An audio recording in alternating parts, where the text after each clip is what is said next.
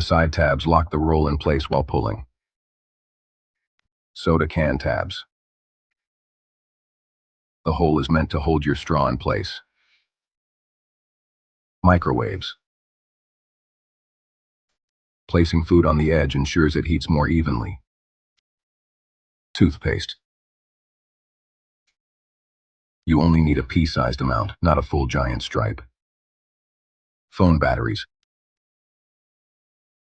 Charging to 100% degrades the battery life over time. Water bottles. Reusing plastic bottles without washing them traps dangerous bacterial colonies. Pillows.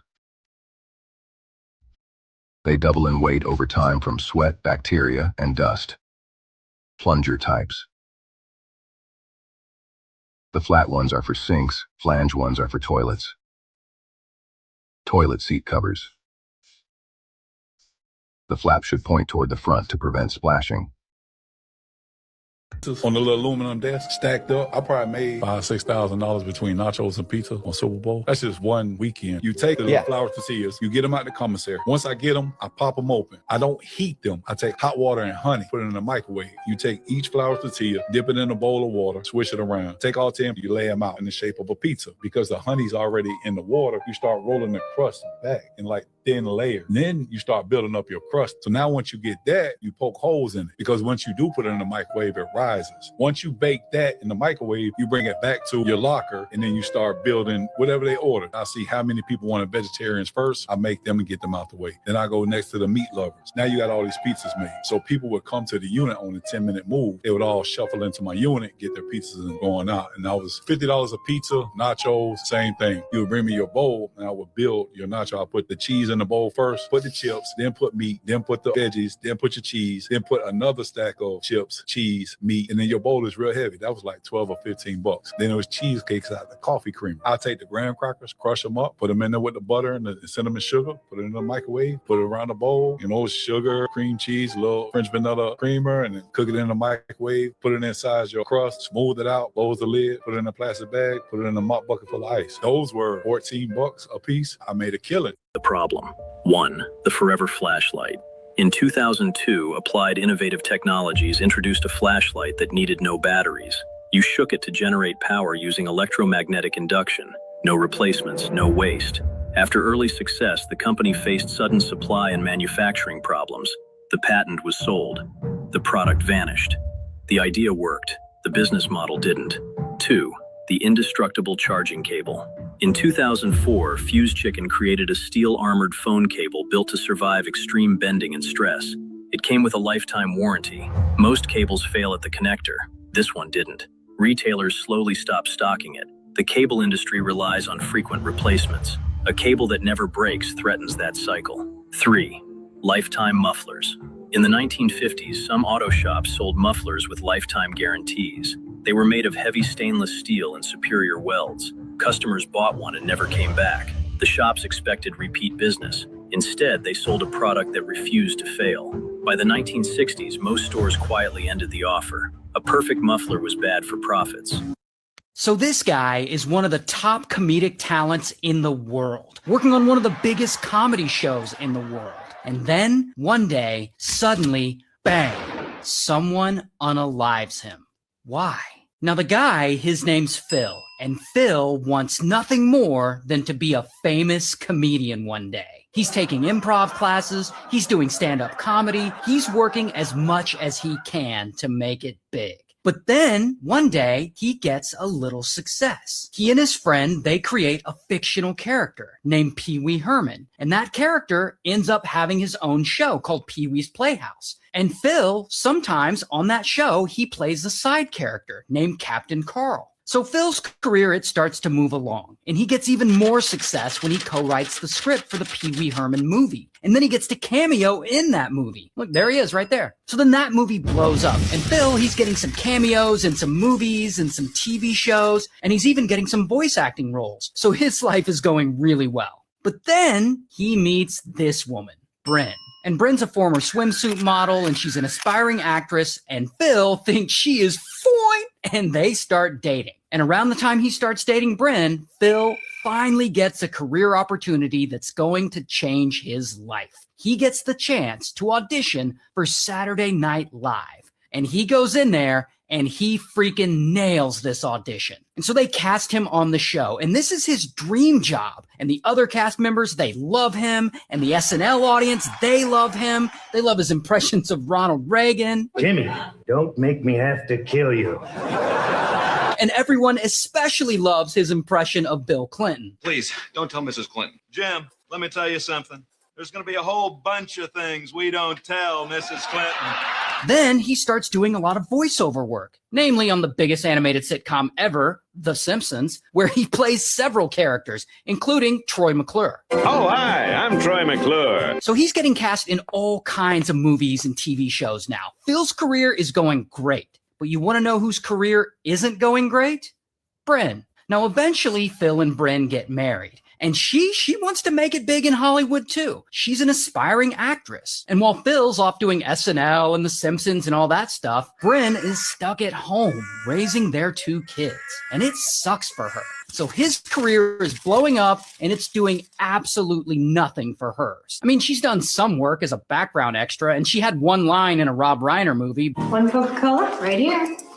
And one Sex on the Beach. But that's kind of it. So she's trying everything she can to make it big like Phil. She's going on auditions. She apparently shows up on the SNL set a lot to visit Phil because allegedly she's hoping she'd get noticed and they would cast her in it. And according to some of the SNL staff, she always wears bright colors and openly flirts with the other cast members. I mean, she is dying to get picked. In fact, she's on the SNL set so much, she actually gets screen time once when they're shooting the opening credit sequence. Now, in that sequence, they introduce Phil, and you can see Bryn in the shot sitting at the table across from him. Now, as the story goes, she allegedly keeps trying to turn her head to get her face in the shot because she wants the attention. And allegedly the director, he keeps telling her, no, turn your ass back around. We only need to see the back of your head. Phil is the star. So Bryn wants this really bad. I mean, she wants everything her husband has, but she just can't get it. And on top of that, Phil isn't around as much as she would like because he's busy being successful, which is just a constant reminder to Bryn that he made it big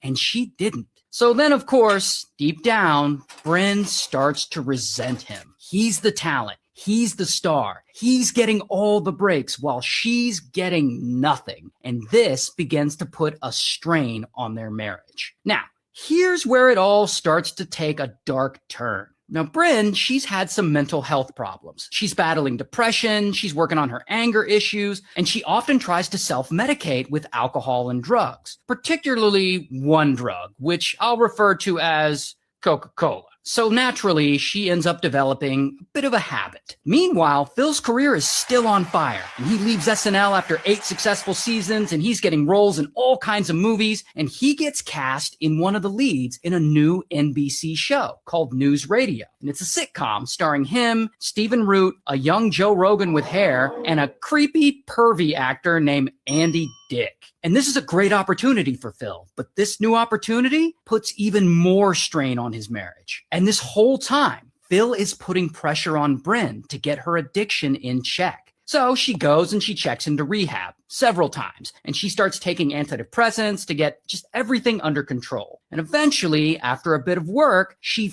finally gets clean and sober.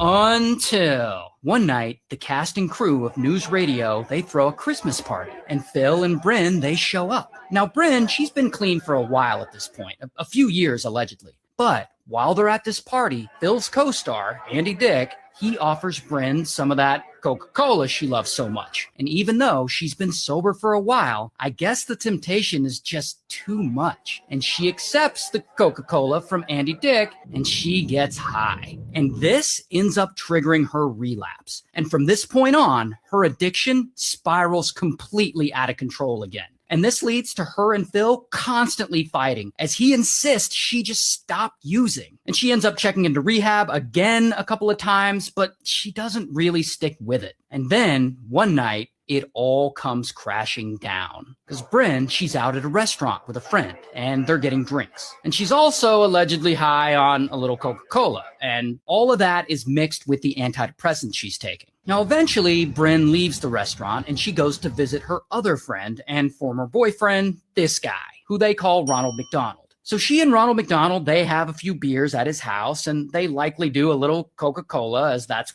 what they often used to do together. And Bryn, of course, she complains to him about Phil. She just isn't happy in her marriage. Then, hours later, around 1 a.m., she finally heads home. And when she gets home, she and Phil, they get into a huge fight. Probably one of the biggest fights they've ever gotten into. So why are they fighting? Well, we don't exactly know. But it probably has something to do with her being drunk and high again, even after Phil insisted she get sober. Now, eventually, Phil, wanting to avoid the fight, he goes into the bedroom and he just goes to sleep. He's like, fuck you, I'm going to sleep. And that is when Bryn, she walks over to a closet and she gets out a pew-pew. And she points it at Phil while he's still sleeping, and she pulls the trigger, shooting him 3 times. And then she panics. Holy shit, what did I just do? And she gets in her car and she drives away, and she drives all the way back to Ronald McDonald's house. And she goes and she bangs on his door, and Ronald opens it and she's like, I shot Phil and I don't know why. And Ronald, he doesn't believe her. In fact, he yells at her. He's like, go home, Bryn, you're drunk. But then her pew-pew falls out of her purse, and Ronald sees it. And that is when he starts to believe her.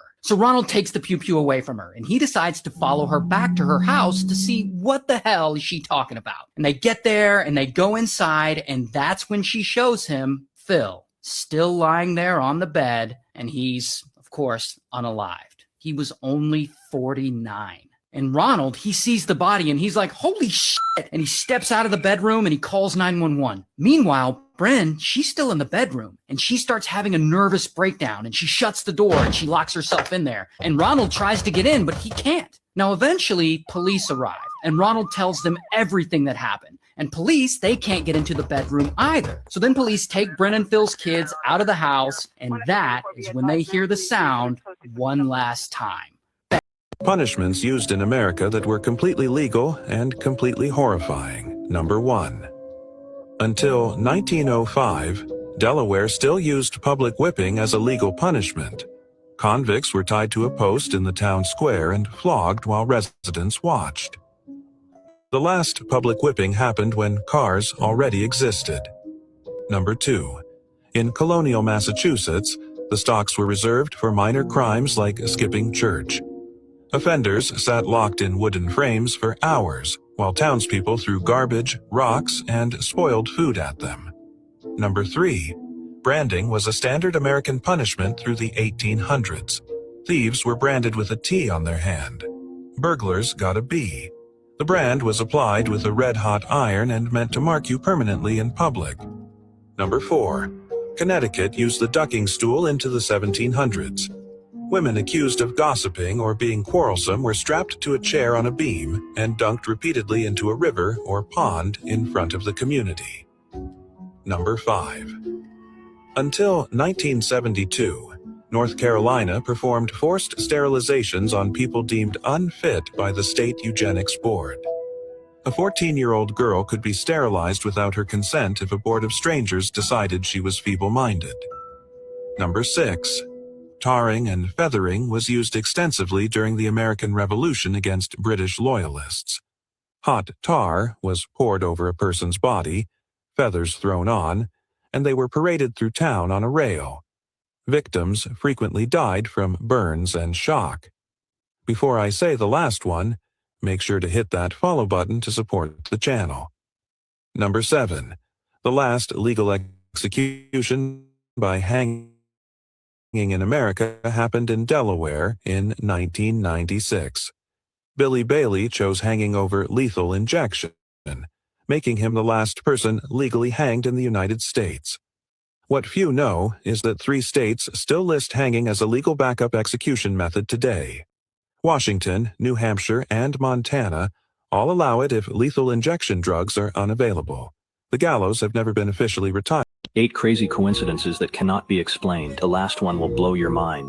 Number 1. Two identical twins lived identical lives without knowing it. Separated at birth, both were named James. Both became police officers. Both married women named Linda. Divorced, remarried women named Betty. And both had sons named James Allen. When they finally met, their lives had mirrored each other almost perfectly. Number 2. A man survived his own execution twice in the 1800s.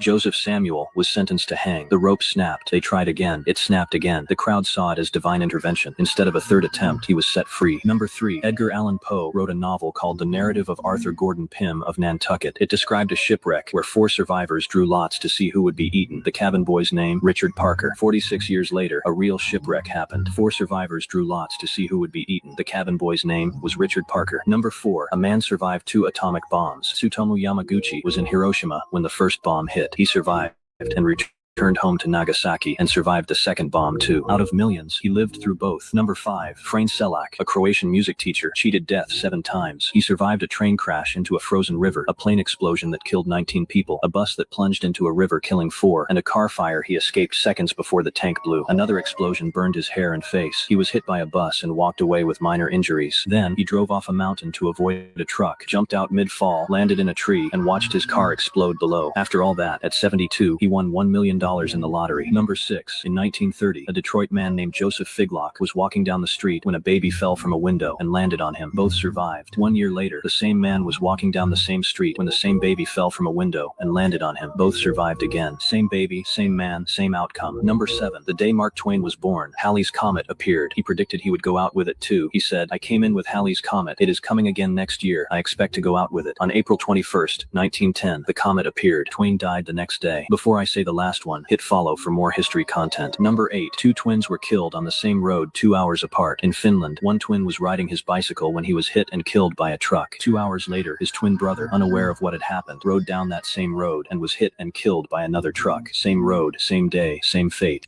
8.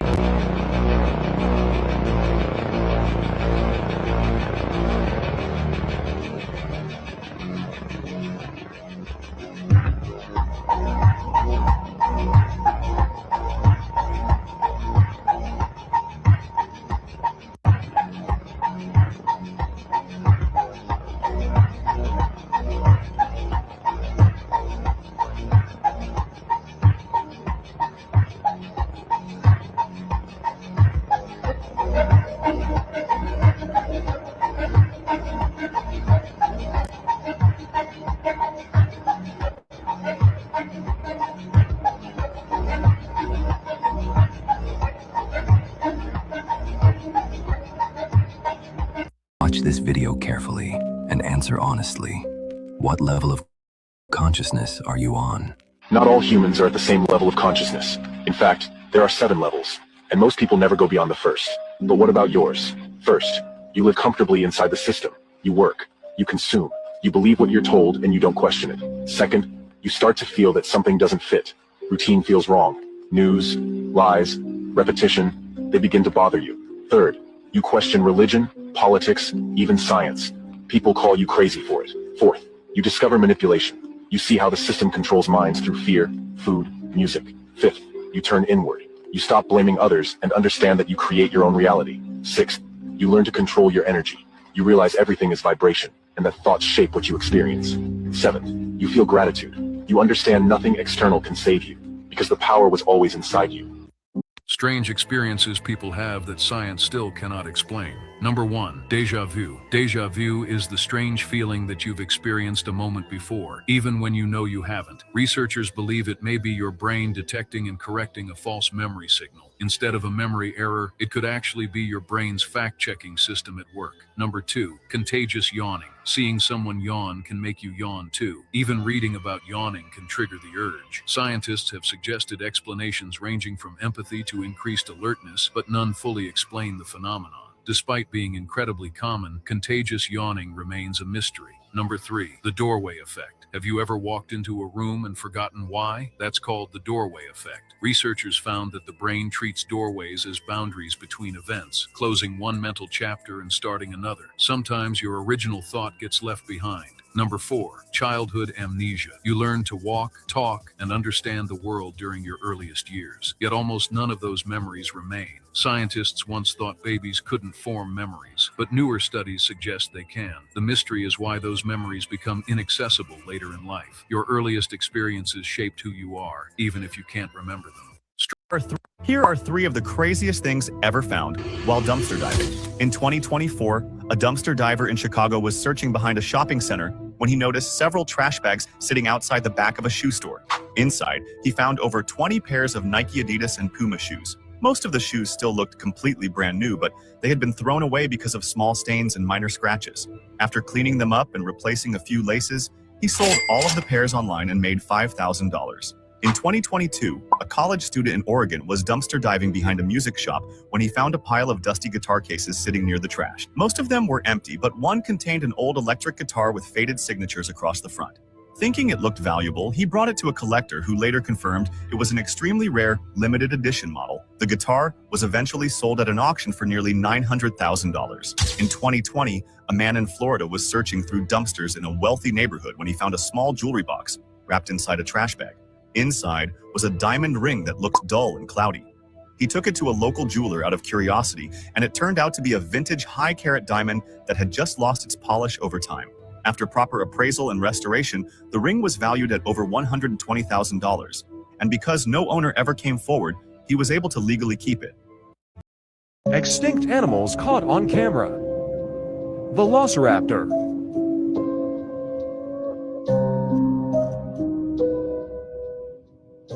Dragon.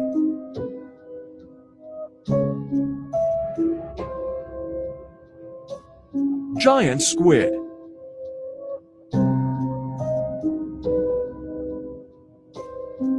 Childhood rhymes that were actually about historical disasters. The last one will blow your mind. Number 1. Rockabye Baby has the darkest origin of all. It was inspired by Native American mothers who would hang birch bark cradles from tree branches so the wind would naturally rock their babies to sleep. But English colonists who witnessed this were horrified and created the rhyme as propaganda to make Native Americans look like bad parents. The "when the bow breaks, the cradle will fall" ending was added deliberately to suggest that indigenous child-rearing practices were dangerous and deadly, turning an innocent lullaby into colonial-era racist propaganda that we still sing to babies today without knowing we're repeating 400-year-old hate speech. Number 2. Do you know the Muffin Man? Sounds like an innocent question about a baker, but it's actually about a serial killer who lived on Drury Lane in the 16th century London. The Muffin Man was allegedly a baker who would lure children to his shop with free muffins and pastries, then murder them and dispose of their bodies. The rhyme was created by parents as a warning to teach children never to follow strangers offering sweets, making it one of history's earliest stranger danger lessons, disguised as a catchy song. Before I say the last one, make sure to hit that follow button to support the channel. Number 3. Humpty Dumpty was never actually about an egg. It was a coded reference to King Richard III of England, who was described as hunchbacked and fell from power during the Battle of Bosworth Field in 1485. All the king's horses and all the king's men literally tried to save him during the battle, but failed,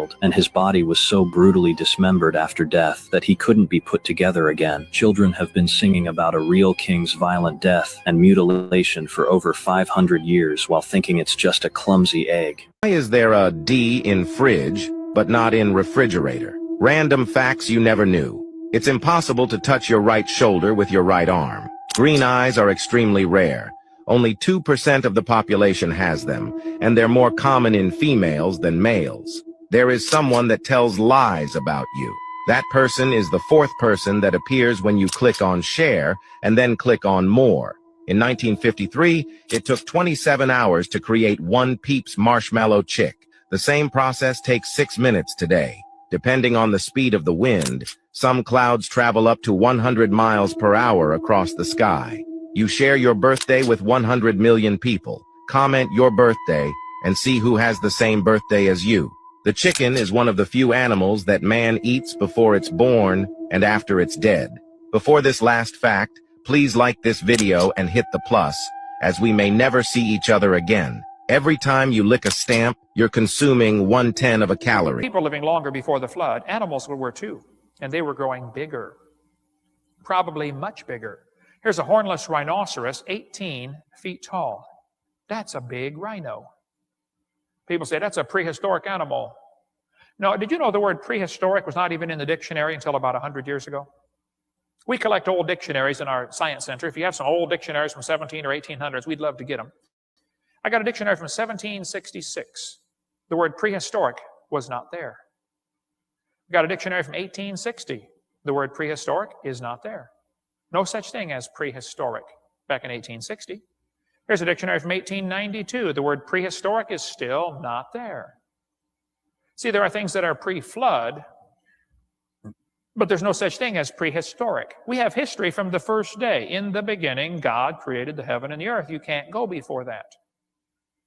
So there's no such thing as prehistoric. But before the flood came, this canopy of water would increase air pressure, which would make things behave very differently. It makes insects grow much bigger. See, insects are limited on size based on the amount of oxygen they can get. Insects that live in oxygen-rich waters get 1,000 times heavier than those that don't. It has to do with the surface area to volume ratio. Without boring everybody for a half hour, the larger an insect gets, it has more skin, but not compared to its volume. The surface area compared to its volume ratio drops off, as you can see on the chart here. So as an insect gets larger, it doesn't have enough skin because insects breathe through their skin. But giant insect fossils have been found, like this dragonfly with a 50-inch wingspan. How'd you like to hit one of those at 70 miles an hour? You take the bug deflector and the hood right off and join you in the front seat. Big dragonflies been found fossilized on this planet. Today they get 4 or 5 inches long, not very big. Pre-flood, they were huge. Cockroaches get pretty good size today. We raise them in our museum in Pensacola, the Madagascar hissing cockroaches. But did you know giant cockroaches have been found, 18-inch long cockroach fossils?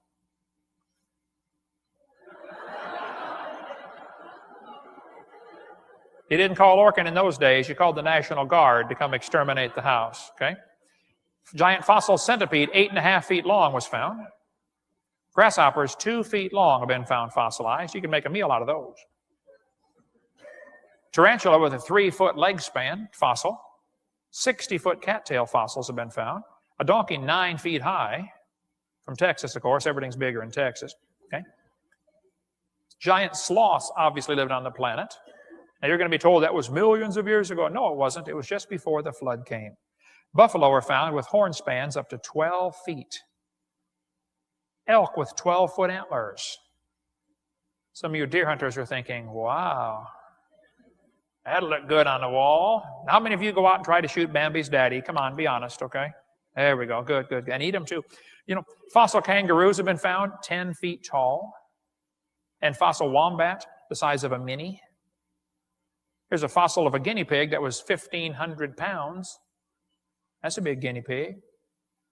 Birds have been found 13 feet tall.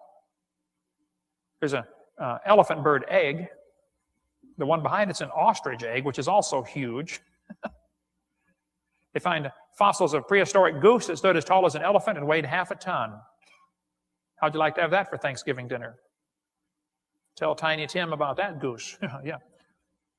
Fossil beavers have been found 8 feet long. Here's a guy holding a beaver jaw from about a 7 or 8 foot beaver. There's a 6-foot beaver found in Ohio. See, if you have bigger trees before the flood, you would need bigger beavers to chew them down. God kept everything balanced in those days. Salamanders today get from 5 to 8 inches long, typically. Did you know fossil salamanders have been found that are 6 feet long? Increasing air pressure means more gas gets into the water, and fish have to breathe in the water through their gills. So if you had more gas dissolved in the water from greater air pressure, now the fish can get bigger. And you can get a lot more fish per cubic mile. Today, if a shark has a tooth about 1 inch long, it indicates the shark was probably about 15 feet long. Did you know fossil sharks' teeth are found indicating sharks used to get 80 feet long on this planet? Can you imagine an 80-foot shark? The movie Jaws had a 25-foot shark. You'd have to use Jaws for bait to catch one of these megalodons. Dr. Baugh is raising piranha in an aquarium with a stronger magnetic field around it. Just increasing the magnetic field is doing something because his piranha are 4 times larger than normal. When he raised fruit flies in a hyperbaric chamber, They live 10 times longer than normal, just by increasing air pressure. If you combine the air pressure and the filtered sunlight and the stronger magnetic field, you'd probably get Garden of Eden conditions. They probably lost at least those things, maybe at least those three things. Maybe more things have been lost since then. Turtles got pretty good size. That's a big turtle on the left. Oysters were found 2 miles above sea level, 11-foot oysters weighing 600 pounds, 2 miles above sea level in the Andes Mountains. When they climbed Mount Everest, they found petrified clams on top of Mount Everest. Interesting thing about these clams, they're petrified and they're closed. Now, I'd like to point out, Mount Everest is a little ways from the beach, first of all, okay? About 450 miles to the beach. And clams do not climb mountains very well. And when a clam dies, it opens. You can walk along the beach and find a million seashells. You hardly ever find a matched pair. And you never find them closed if they're dead. They open right away. How do you get petrified closed clams on top of Mount Everest? I think there was a flood. But I don't think the flood was over Mount Everest. Mount Everest wasn't there.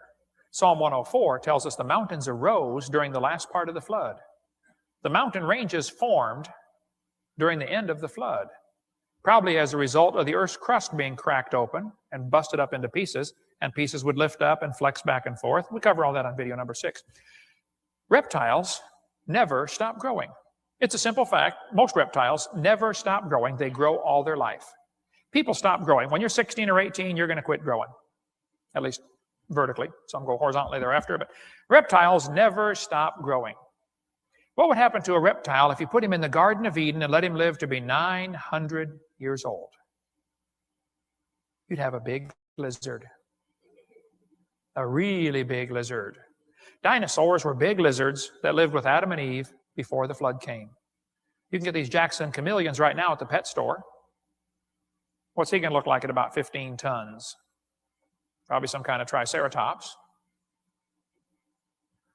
Dinosaur means terrible lizard, and dinosaurs lived with humans all through history. They just had a different name for them. We'll cover more on dinosaurs on video number 3. But not only were people living longer before the flood, animals were too, and they were growing bigger. A wealthy man in the United States walked into a bank and said, "I need to borrow $6,000. The bank officer looked up and asked, "What for?" The man replied, "I'm traveling for 3 weeks." The bank officer nodded, then said, "We'll need collateral." The man reached into his pocket and dropped a set of keys on the desk. "Ferrari," the banker said. The man replied, "Yes, it's parked outside." The bank employees exchanged looks. A $350,000 car for a $6,000 loan? They processed the paperwork anyway. "Sign here, here, and here." The man took the $6,000 and left.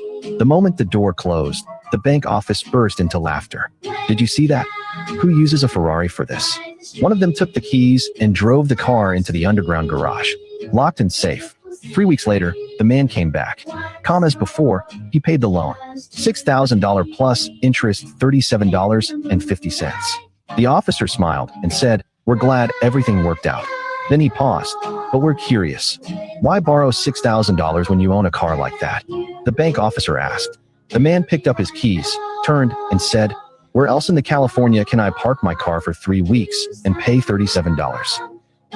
They had said that he did the deed on the right side, right behind Andy right there. The possibility that a human being could get themselves to do without then having to fight the will of life would require Jeffrey Epstein in this case to jump in a way where he breaks his neck immediately so that he cannot fight back.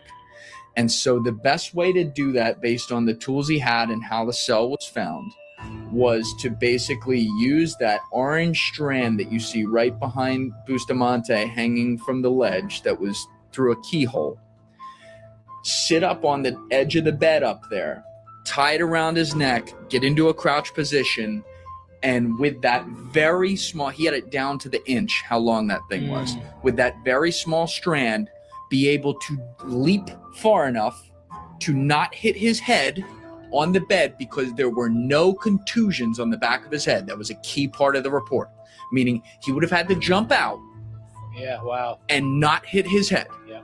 And so Andy and I did that, but he had a test dummy too, but that was exactly 6'2" scale, Jeffrey Epstein size. I looked at Andy and I brought up the contusion part and I said, Andy, LeBron James couldn't make that jump. Like look at the length of the bed sheet. Look at where he's sitting. Even if he got to, and this is a 60-something-year-old man, even if he got down into a fully athletic position and then made the leap from like this form out and ahead, his head will whip back and it will hit basically like a raised edge metal edge of the bed without a doubt. And Andy sat on the edge of the bed and looked up at me and he's like, yeah, no, he couldn't have done I don't have much time, so I just wanted to show you a clip of what I saw.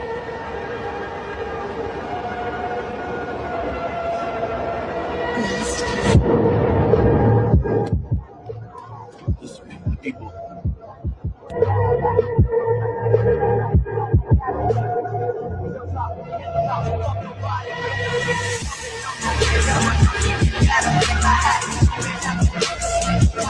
Individual named Fitz.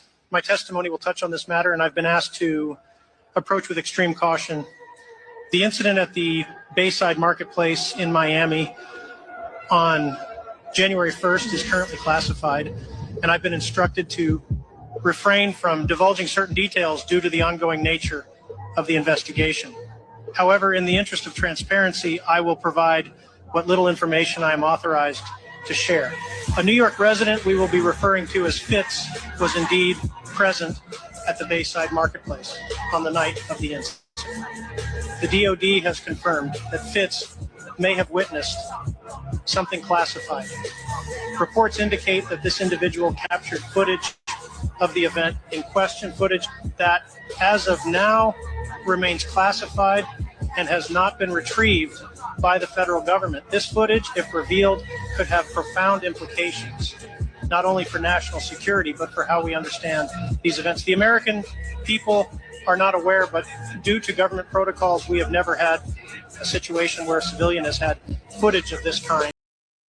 What's going on here? What is happening? I'm Adrian. All right, nice to meet you, bro. What is this? It's basically a guitarist's pedal board. I just pull out the violin. You got a violin? It's violin. Wait, this is gonna be fire. I've never heard like a violin through guitar pedals. Tell me what kind of vibe you're feeling. Classic, like Cash Money era New Orleans. Whoa. But with like 4 chords, like classical style over it, like a 1-4-5 thing. Okay, I got you. With like piano or harpsichord.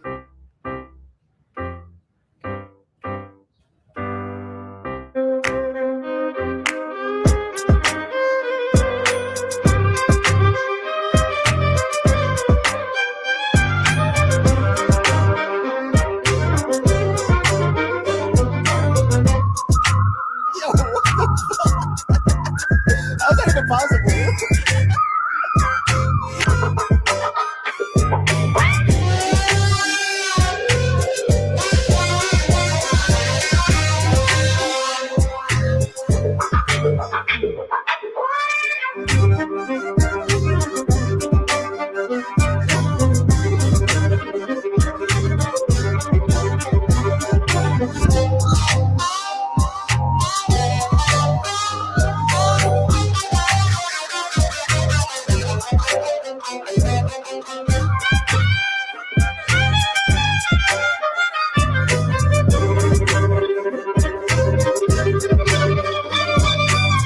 What's going on here? At roughly 11:40 p.m. on a Sunday night, 2 nurses working the night shift at a dialysis clinic are getting a patient ready to go home. It's just about closing time and only one patient is left to be sent home via the pickup area that's outside the clinic. But just before heading out, something catches their attention.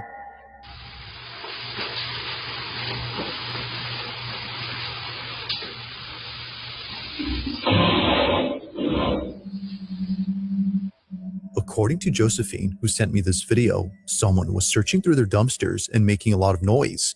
Apparently, it's a common occurrence here. But this isn't the reason she sends me this video. At the same time that Josephine and her colleague were outside, something happens inside. Thankfully, the patient in this video was okay with Josephine sharing this video. They too felt it was necessary to show this footage to others, as otherwise no one would believe them. The following is what was caught. Take a look.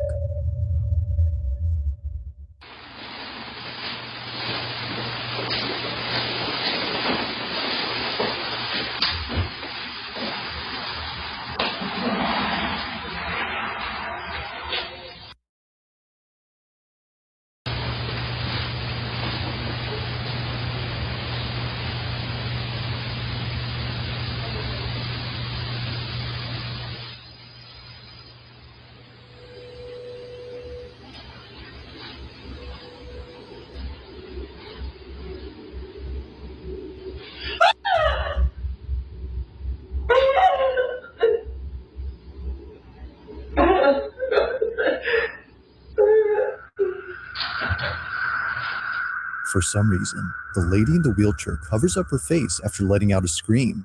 It's the same reaction that someone would have upon seeing something terrifying. But as it turns out, that's exactly what happened. Because according to Josephine, this patient saw a person who was seemingly disfigured and walking towards her. However, as the footage shows, no one is near. Or at least, it seems like that. Because if you look closely at the reflection on this TV screen, you'll notice what it was that terrified her. Take a look.